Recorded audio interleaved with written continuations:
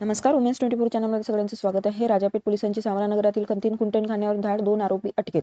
अमरावती शहरातील राजापेठ पोलीस ठाण्याच्या हद्दीत सामरानगर परिसरातील साई दर्शन सोसायटीमधील एका फ्लॅटवर राजापेठ पोलिसांनी धाड टाकून कंतीन कुंटणखान्यावर कारवाई केली आहे.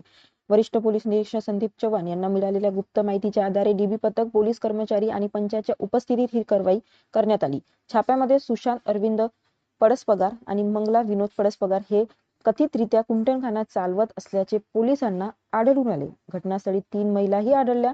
प्राथमिक चौकशीत या महिलांना वेश्या व्यवसायासाठी आणल्याची माहिती समोर आल्याचे पोलिसांनी सांगितले. या प्रकरणी नितीन हनुमंत शिंदे यांच्या फिर्यादीवरून दोन्ही आरोपी विरुद्ध अनैतिक व्यापार प्रतिबंधक कायदा 1956 मधील कलम 3, 4 आणि 5 गुन्हा दाखल करण्यात आला. पोलिसांनी दोन्ही आरोपींना अटक केली असून प्रकरणाचा पुढील तपास सुरू आहे. ही कारवाई पोलीस आयुक्त राकेश ओला, पोलीस उपायुक्त श्याम घुगे आणि सहाय्यक पोलीस आयुक्त संजय खताळे यांच्या मार्गदर्शनाखाली वरिष्ठ पोलीस निरीक्षक संदीप चव्हाण यांच्या नेतृत्वात राजापेठ पोलीस ठाण्याच्या पथकाने यशस्वीरित्या पार पडली. अशाच अपडेटसाठी बघत राहा उमेश 24 चॅनल. आपल्या नेतृत्वात पुन्हा अमरावती शहरातील कुंटणखान्यावर रेड केलेली आहे. तर किती ताब्यात घेण्यात आले आहेत, काय कारवाई?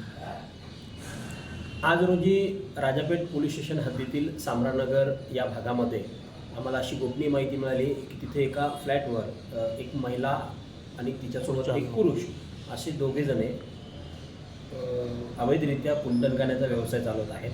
अशी माहिती मिळाल्यानंतर एक खाजगी पंढर त्या ठिकाणी पाठवून त्या बातमीची खात्री केली आणि खंडराचा इशारा आल्याबरोबर आम्ही लागलीच त्या ठिकाणी छापा मारून कारवाई केली असता सदर ठिकाणी एक मंगला पळसपगार आणि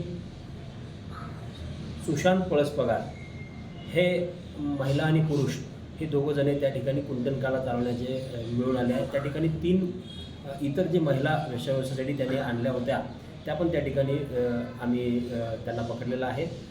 सदरच्या महिला ह्या 2 महिला ह्या पश्चिम बंगाल राज्यातील कोलकाता येथून असून एक महिला ही छिंदवाडा राज्यातली आहे. छिंदवाडा मध्य प्रदेश राज्यातील छिंदवाडा येथील आहे. अशा पद्धतीनं त्या ठिकाणी कारवाई केलेली आहे आणि कारवाई करून पोलीस स्टेशन राजापेठ येथे गुन्हा दाखल केला आहे. सर्व महिला आणि पुरुष यांना सर्व गुन्ह्याचा तपास करून ताब्यात घेतलेला आहे.